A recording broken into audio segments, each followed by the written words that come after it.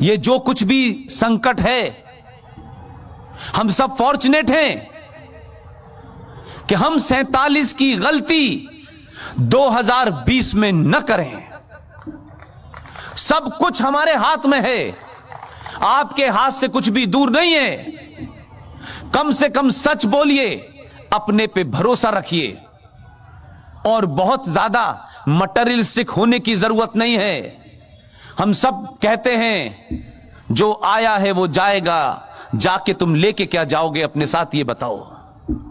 जो छोड़ के जाओगे, जिस बच्चे को आपने मिनरल का पानी पिलाया है, धूप से बचाया है, अच्छी हवा मिले उसका इंतजाम किया है, उस बच्चे को इन जिहादियों के हाथों छोड़ के जा रहे हैं, इसकी तरफ चिंता की कभी आपने?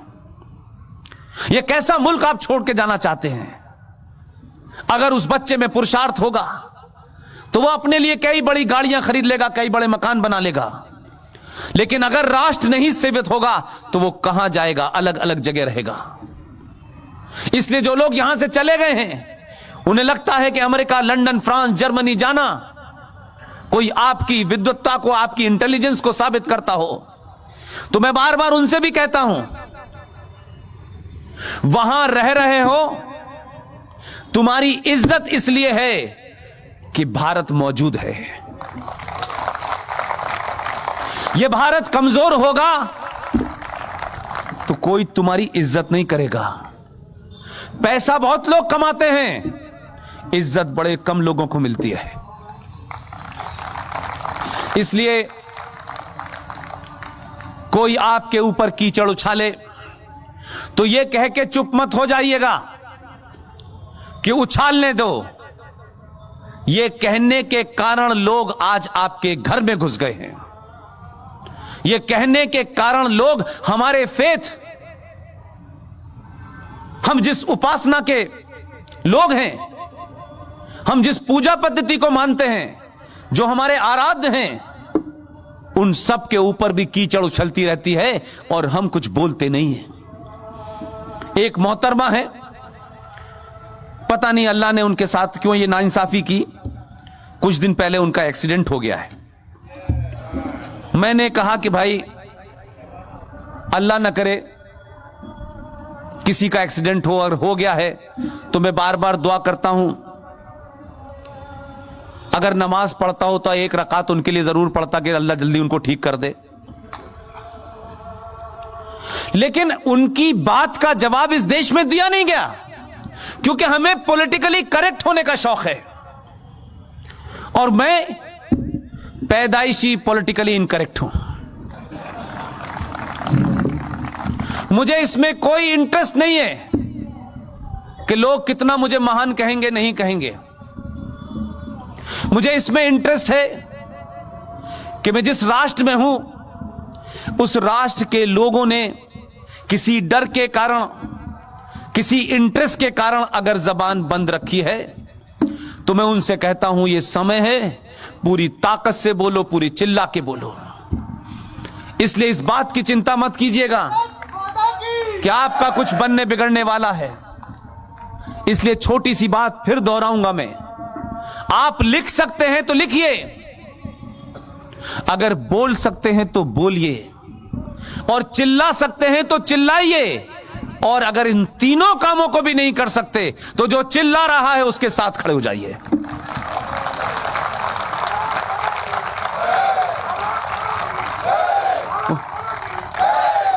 उन मोहतरमा ने, आपकी आत्मा को झकझोड़ा हो नहीं हो, मैंने आपको बताया मैं पाखंडी हिंदू नहीं हूं।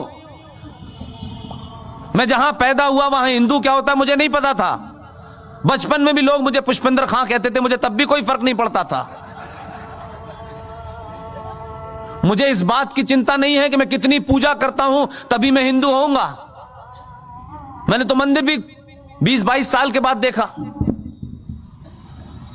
लेकिन बात का जवाब तर्कों से दीजिए। अगर किसी ने हमला किया है, शब्दों से किया है, आपके फेथ को गाली दी है, तो आप गाली मत दीजिए, आप भी शालीनता के साथ अपनी बात कन्वे कर दीजिए, ताकि उनको पता चल जाए कि उर्दू और कुरान शरीफ पढ़ने वाले भी इस देश में हैं। एक मोहतरमा ने कहा, वो ये कहती थी कि वो बेचारी बड़ी परेशान थी, उनको अल्लाह से बात करनी चाहिए, वो भगवान से मांगने लगी। उन्होंने कहा अपने ट्वीट में, हमारे यहां हर सड़क छाप के ट्वीट पे लोग बड़ा संज्ञान लेते हैं, जिन लोगों के ट्वीट पे संज्ञान लेना चाहिए, अगर आप उस पे जवाब नहीं देते हैं तो उनकी हिम्मत खुल जाती है और वो ये समझते हैं कुछ भी करो। बहादुर हैं और इन छोटे भाई के पजामे और बड़े भाई के कुर्ता पहनने वालों से आप नहीं डरती।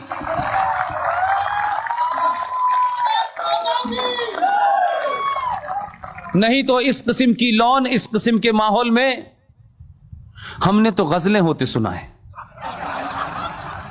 लेकिन गजलों के इस मौसम में आप हमसे ये जो आग सुनना चाहती हैं, इसके लिए बहुत बहुत मुबारक। और इस किस्म के प्रोग्राम करती रहें। और जो भी इस शहर के धनाढ्य लोग हैं, अमीर लोग हैं, जिनके पास वक्त कम है, पैसा ज्यादा है, वो मोनिका जी जैसे लोग, डॉक्टर मोहन गुप्ता जैसे लोग, जो इस शहर में ऐसे लोगों को बुलाते रहते हैं जिन्हें राष्ट्र की चिंता है, जिन्हें अपने पर्सनल कद बढ़ाने की चिंता नहीं है, उनकी मदद करें। इसलिए उन मोहतरमा ने कहा कि मैं ये दुआ करती हूं कि भारत में मां दुर्गा को भूखा न रहना पड़े। उन्होंने कहा सरस्वती को बिना स्कूल के न रहना पड़े। उन्होंने कहा लक्ष्मी को भीख न मांगनी पड़े। महाकाली को उन्होंने कहा फेयर एंड लवली न लगानी पड़े। ये देश सुन के चुप रह सकता है, मैं नहीं रह सकता। मैं कहता हूं मोहतरमा शबाना आजमी, आप जल्दी ठीक हो जाएं और मेरी आवाज आपके कानों तक चली जाए। आपको महाकाली, दुर्गा, सरस्वती और लक्ष्मी की चिंता करने की जरूरत नहीं है। इनकी सुनवाई जिस दरबार में होगी उसमें आपकी आवाज नहीं जाती है। आपको अल्लाह से दुआ करनी चाहिए थी।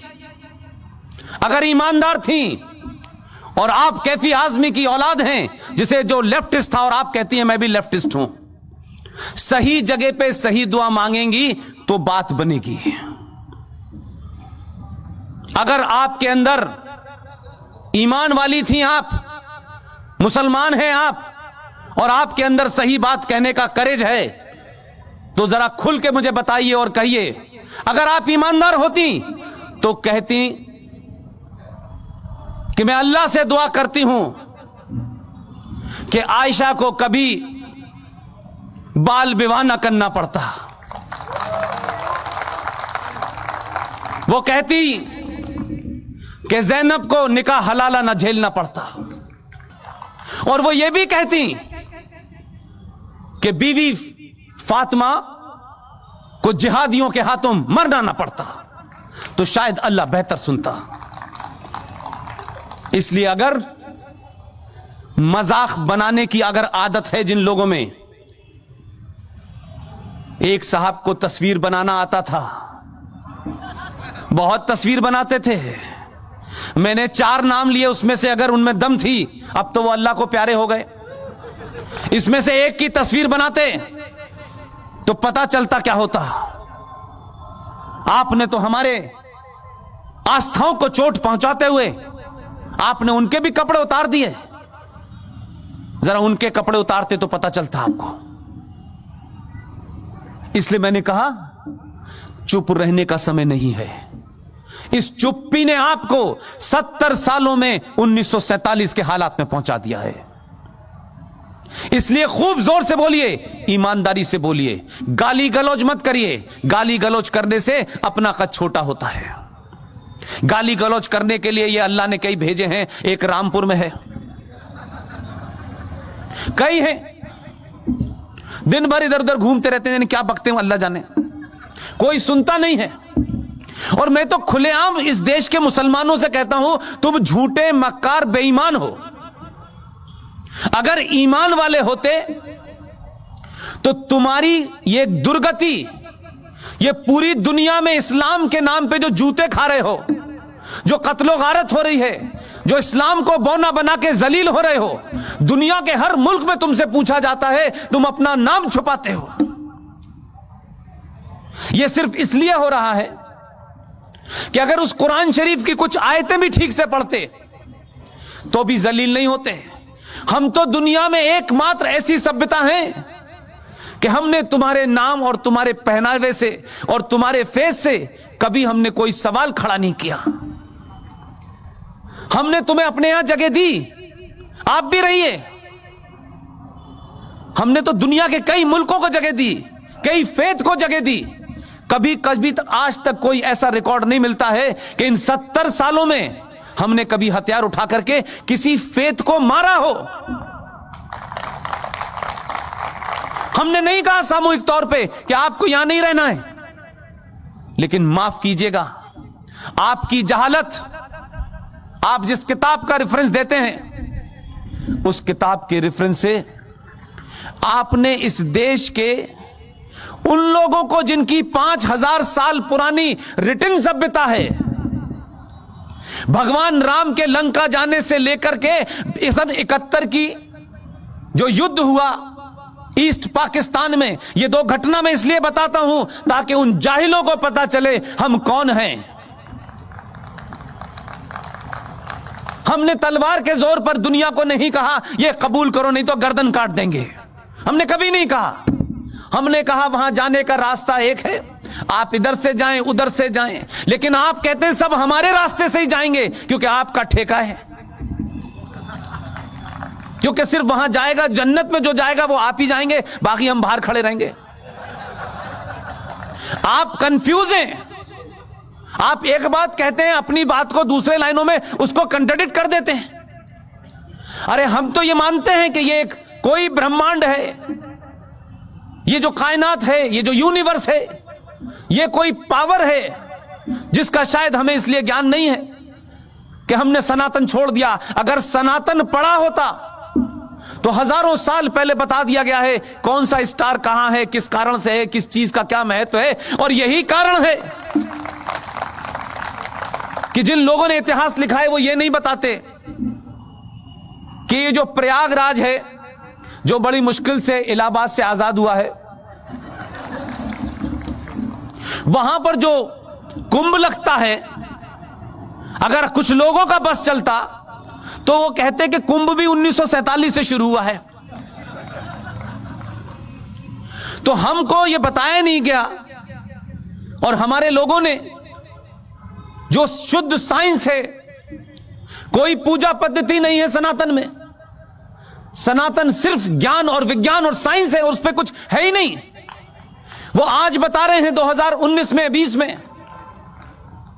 कि ये जो आपका जो स्नान होता है इसका एक महत्व इसलिए होता है कि जो प्लैनेट्स की पोजीशन होती है वो 12 साल में एक प्लैनेट आता है और उस वक्त उसकी अल्ट्रावायलेट रेस की वजह से पानी के अंदर अशुद्धियां समाप्त हो जाती हैं और नहाने से आपको आसान हो जाता है और आपके अंदर कोई बीमारी पैदा नहीं होती। लेकिन यही बात हम कहते थे तो लोग कहते थे ये मूर्ख लोग हैं, ये मूर्ख लोग हैं भाई। और आपको मूर्ख कौन कह रहा था? ये वो लोग कह रहे थे जिनका अल्लाह पे यकीन है। मेरा भी अल्लाह पे पूरा यकीन है, 100% है। देखिए पानी में इसलिए नहीं पीता हूं कि लोग कहेंगे पानी पी पी के देता है, तो मैं उनको ये चांस नहीं देना चाहता।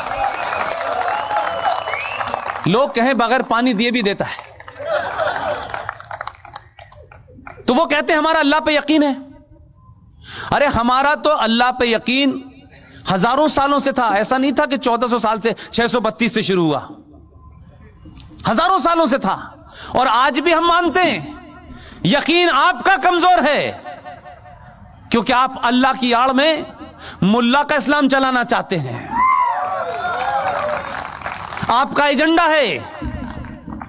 इसलिए मैं कहता हूं कि हम 1000 साल तक गुलाम रहे, इसमें कोई छुपने की बात नहीं है, इसमें कोई इंफीरियरिटी कॉम्प्लेक्स नहीं, इसमें कोई कुंठा की बात नहीं है। हमने जरूर कोई ऐसे काम किए होंगे, हमारे अंदर ये अशुद्धियां आई होंगी, हमारे अंदर कमजोरियां पैदा हुई होंगी, हम आपस में बटे होंगे, हमने जरूर किसी नियम का उल्लंघन किया होगा, ऊपर वाले ने हमको सजा दी। पूरे 1000 साल तक गुलाम रहने के बावजूद भी आज तक हमने ऊपर वाले से यह नहीं कहा कि तूने हमारा हाल ऐसा क्यों किया। हमने कभी नहीं कहा। हमने यह माना कि हमारी कमियों के कारण आज हमारे ऊपर लुटेरे, दंगाई, बलात्कारी राज कर रहे हैं। लेकिन आपसे पूछना चाहता हूं मेरे भाइयों, गोल टोपी वाले से भी पूछिएगा जहां मिल जाए, उससे पूछिएगा भाई, हम तो 1000 साल से जलीलों के हाथों जलील हुए, तब भी हमारा कुछ नहीं बिगड़ा, हम तब भी सरवाइव करे। तुमने तलवार के जोर पे लोगों को शलवार पहना दी, बहुत सारे को, हमने तब भी सवाल नहीं खड़ा किया। लेकिन जरा तुम बताओ, तुम्हारा ईमान कहां चला गया? जिनका अल्लाह पे बड़ा यकीन है, नियत बांध के नमाज पढ़ते हो और अल्लाह के सिवा किसी की इबादत नहीं कर सकते, ये पहला कलमा कहता है, तो आपका ईमान 2014 के बाद से क्यों टूट गया? आप तो कहते कि ये जो कायनात है, जो रब्बुल आलमीन जिसे आप कहते हैं कि इस पूरी कायनात, इस सृष्टि को कोई एक ताकत चला रही है, हम भी मानते हैं, आप भी मानते हैं। तो भैया अगर ये सूरज निकल रहा है, ये हवा चल रही है, तो ये रब्बुल आलमीन का ही कोई जलवा है। तो रब्बुल आलमीन ने ये तो नहीं कहा था कि 2014 में मैं नहीं भेजूंगा, तो जो 2014 में भेजा है वो भी रब्बुल आलमीन की परमिशन से आया है, उसकी परमिशन के बगैर कोई आ सकता है? अगर ये जोकर भी तो उन्हीं की परमिशन से भेजा है। ये जोकर इसलिए भेजा है कि सनातन के मानने वालों